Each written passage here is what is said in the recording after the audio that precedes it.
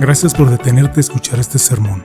Antes de comenzar, ¿podrías tomarte un momento para darle me gusta a este video y suscribirte a nuestro canal?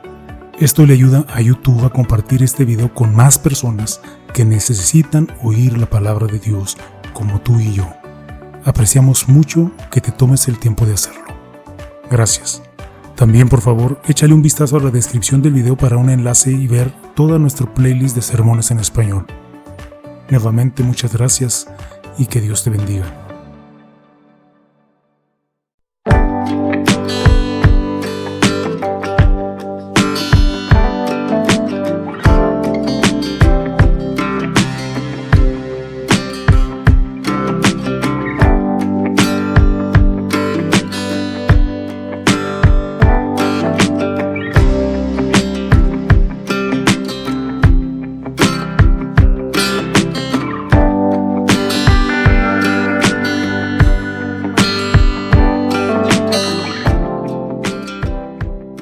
Sermón del domingo 2 de julio del año 2023 de la Iglesia Luterana Cristo Nuestro Redentor en El Paso, Texas, basado en el texto de Isaías capítulo 38 versículos del 1 al 20. Nuestro Dios es un Dios que salva. Esto lo sabemos bien. Nos confiamos y regocijamos en esta verdad. Por eso es que hoy estamos aquí. Y con eso podría invitarlos a todos a pronunciar un amén y dar por terminado nuestro sermón. Pero existe una dura realidad dentro de esta verdad. Solo nos damos cuenta de que nuestro Dios es un Dios que salva cuando nos damos por enterados de que necesitamos salvación. Y nos damos cuenta de que necesitamos ser salvados cuando estamos en un mal lugar, estamos en un mal estado, ya sea de salud, financiero, personal, etc. Lo que quiero decir es lo siguiente: aprendemos que nuestro Dios es un Dios que salva en medio de nuestros problemas y sufrimientos, en medio de nuestra angustia de cuerpo y de alma. Así que vayamos ahí. Entremos en la palabra de Dios que tenemos hoy ante nosotros, en una historia de sufrimiento y de salvación. Oro para que el testimonio del rey Ezequías modele nuestra respuesta al sufrimiento a medida que crecemos en nuestra comprensión de lo que significa decir: nuestro Dios es un Dios que salva. Oremos. Señor, abre nuestros oídos para oír, abre nuestros ojos para ver y abre nuestros corazones para recibir tu verdad. Tu palabra es verdad. Amén. Ezequías llegó a ser rey de Judá unos 300 años después del reinado de David. Desde los tiempos de David hasta cuando llegó Ezequías al trono, hubo buenos reyes que guiaron al pueblo de Dios en fe y fidelidad, y hubo también reyes malos que llevaron al pueblo de Dios a la idolatría. El padre de Ezequías, el rey Ahaz, fue un rey muy malo. Incluso la escritura nos dice que la conducta de Ahaz en Judá había sido desenfrenada. Cerró las puertas del templo del Señor y puso altares a ídolos por todo Jerusalén, como nos dice segundo de Crónicas, capítulo 28, versículo 24. Incluso ofreció a sus propios hijos en holocausto, unos hermanos de Ezequías, en un fuego que era dedicado y ofrecido a dioses falsos y monstruosos. Por la gracia de Dios y a pesar de crecer en ese ambiente, Ezequías puso su esperanza en el Señor Dios de Israel. Fue uno de esos reyes buenos que guiaron al pueblo de Dios con fe y fidelidad. Con devoción sincera al Señor, Ezequías condujo al pueblo al arrepentimiento, apartándolo de los caminos idólatras por los que los había llevado su malvado padre, llamando al pueblo a adorar al Señor, al único Dios verdadero. Hizo todo esto bajo la amenaza creciente de Asiria, que era la potencia mundial dominante de aquella época y que había conquistado ya al reino del norte de Israel. Y ahora tenía Asiria puestos sus ojos en conquistar Judá y Jerusalén. Y es en este contexto que leemos Isaías 38, que dice el primer versículo de este capítulo. Por esos días, Ezequías cayó gravemente enfermo. Sin duda, Ezequías experimenta un gran dolor físico a causa de esta enfermedad mortal. Pero el mayor sufrimiento del que habla más adelante en este capítulo es la amargura que sentía en el alma. Ezequías confía en el Señor, pero no entiende por qué el Señor, al que ama y sirve, permitiría que le sobreviniera esta enfermedad mortal. ¿Por qué? ¿Y por qué ahora? Dice en el versículo 10, «Debo en mi plenitud de mi vida pasar por las puertas del sepulcro y ser privado del resto de mis días». Ezequías cuenta con solo 39 años de edad. No quiere morir. En su angustia, tiene una visión limitada de la muerte como el final de su vida en la tierra, y que para él significa el final de su influencia espiritual sobre Judá y el final de su protección de Judá como rey. En su angustia dice, «En un solo día acabó conmigo». Sin embargo, Ezequías ora a Yahvé porque sabe y confía que nuestro Dios es un Dios que salva. Pero parecía que el Señor no respondía. Entonces dice Ezequías, «Como la grulla y como la golondrina me quejaba, gemía como la paloma, alzaba en alto mis ojos». Después de días o posiblemente semanas de angustia y oración, llega la respuesta de Dios a través del profeta Isaías y le dice, «Ordena tu casa porque de esta enfermedad no saldrás con vida». Amados hermanos en Cristo, algunos de nosotros afrontaremos el final de nuestra vida terrenal así de rotundamente, otros no tanto, pero la muerte es la realidad con la que vivimos. Vamos a morir. Y puesto que la muerte atestigua que somos realmente pecadores y merecemos el castigo eterno de un Dios santo, ordena tu casa. Esta frase tiene implicaciones que van mucho más allá de asegurar un testamento. La realidad cotidiana de nuestra mortalidad nos impulsa a hacer balance de nuestra relación con Dios, a arrepentirnos de nuestros pecados y a acudir a su misericordia en Cristo. Nuestro Dios es un Dios que salva. Desde hoy hasta el día en que nos enfrentemos a la muerte, experimentaremos sufrimiento. Somos criaturas caídas en un mundo caído. Debemos esperarlo así. La confianza en Yahvé no nos exime del sufrimiento. Lo vemos en Ezequías y lo sabemos por experiencia propia. Ezequías parece estar casi al borde de la desesperación, ya que no puede ver mucho más allá de su pérdida terrenal. Que esto nos sirva de advertencia, porque centrarnos en las pérdidas terrenales es el camino hacia la desesperación. Pero Ezequías no pierde su confianza en el Señor. Con mucha angustia de alma, lucha con Dios para entender por qué y lucha con Dios en oración para recuperarse. ¿Qué va a hacer ahora cuando Yahvé le dice, no te vas a recuperar de esta enfermedad? Dicen los versículos 2 y 3, Ezequías volvió hacia la pared y oró al Señor.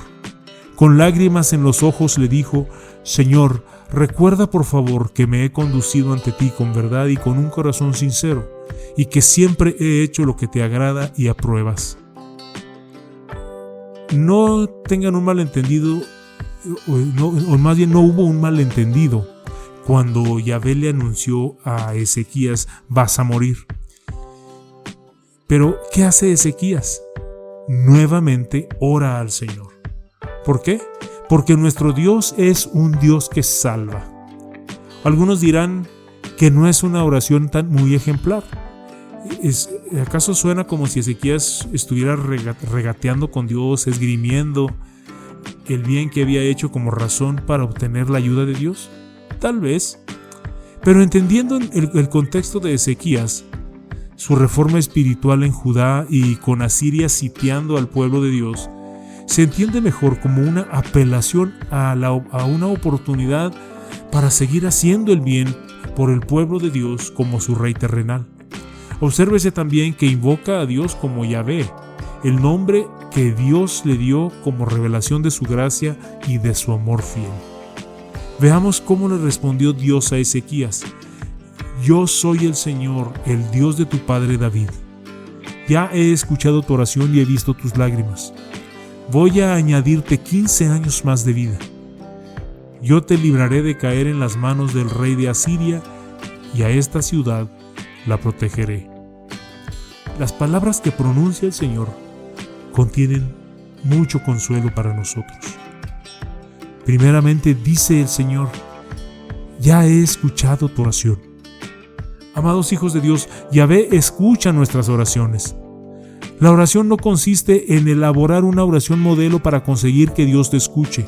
Se trata de confiar en Él como el Dios que salva y derramar tu corazón delante de Él. La palabra de Dios nos afirma en el Salmo 62: pueblos todos, confíen siempre en Dios, vacíen delante de Él su corazón. Dios es nuestro refugio.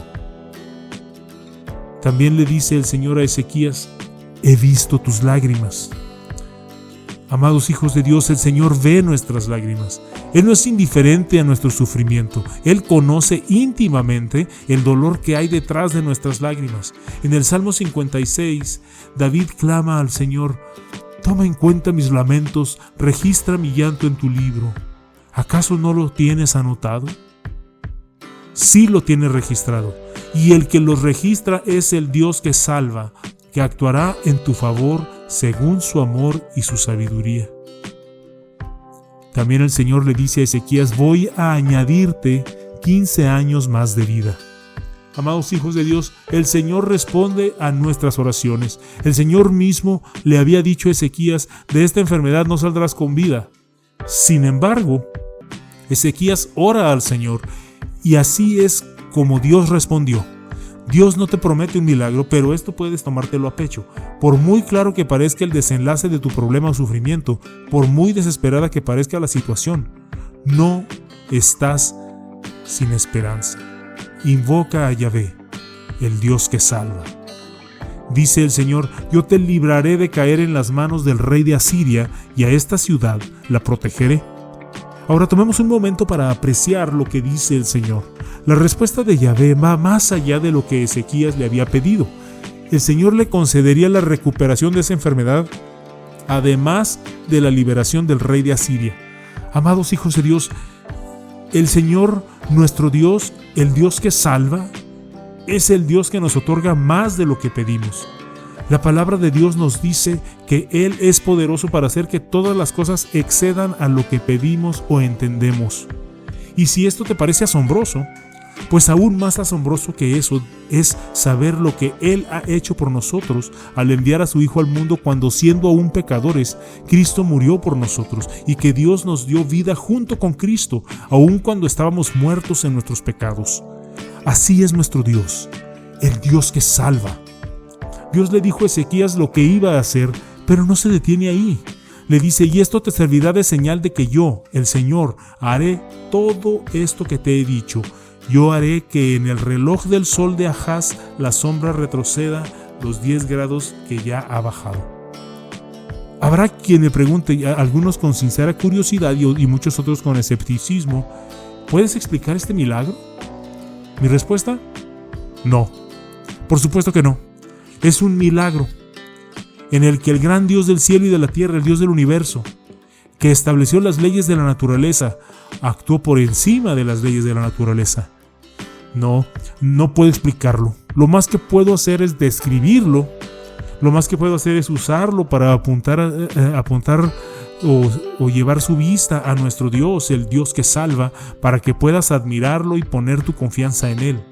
El Dios que puede mover cielo y tierra es nuestro Dios, el Dios que salva.